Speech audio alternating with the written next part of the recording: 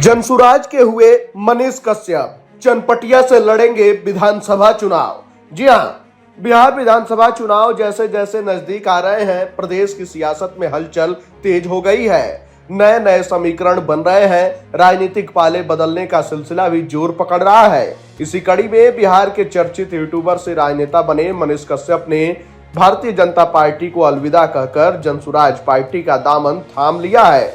जनसुराज के संस्थापक प्रशांत किशोर ने खुद उन्हें पार्टी की सदस्यता दिलाई। इस नई राजनीतिक पारी से बिहार की राजनीति में दिलचस्प मोड़ आने की संभावना जताई जा रही है। मनीष कश्यप ने जून 2025 में एक फेसबुक लाइव के जरिए बीजेपी छोड़ने की घोषणा की थी। उन्होंने कहा था कि पार्टी में रहते हुए वह जनता की आवाज को पूरी तरह से नहीं उठा पा रहे थे और उपेक्षा का शिकार महसूस कर रहे थे।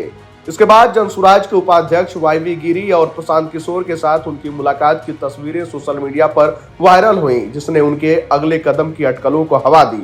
अंततः 2 जुलाई 2025 को उन्होंने औपचारिक रूप से जनसुराज में शामिल होने का ऐलान किया। इस मौके पर उन्होंने प्रशांत किशोर को भारतीय संविधान के प्रति भेंट की और कहा, मुझे विश्वास है कि बिहार में संविधान की रक्षा और इसके मूल्यों की पुनर्स्थापना जनसुराज के साथ ही संभव है। वहीं प्रशांत किशोर ने भी इस मौके पर कहा, हमारे लिए मनीष कश्यप सिर्फ यूट्यूबर नहीं बल्कि बिहार की कुव्यवस्था से लड़ने वाले व्यक्ति हैं। समाज में व्यवस्था परिवर्तन की लड़ाई में ये सक्रिय होकर लड़ेंगे, इसका हमें पूरा विश्वास है। वहीं सूत्रों के मुताबिक मनीष कश्यप 2025 के बिहार विधानसभा चुनाव में पश्चिमी चंपारण जिले की चनपटिया सीट से चुनाव लड़ने की तैयारी कर रहे हैं। यह फैसला पूरी तरह रणनीतिक है।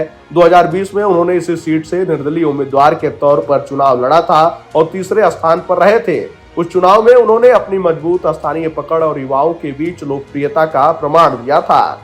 चनपटिया सीट खासतौर पर अति पिछड़ा वर्ग और युवाओं में मनीष की अच्छी पकड़ के लिए जानी जाती है। इस वर्ग में उनकी सशक्त छवि और सोशल मीडिया की पहुंच ने उन्हें पश्चिमी चंपारण में एक लोकप्रिय चेहरा बनाया।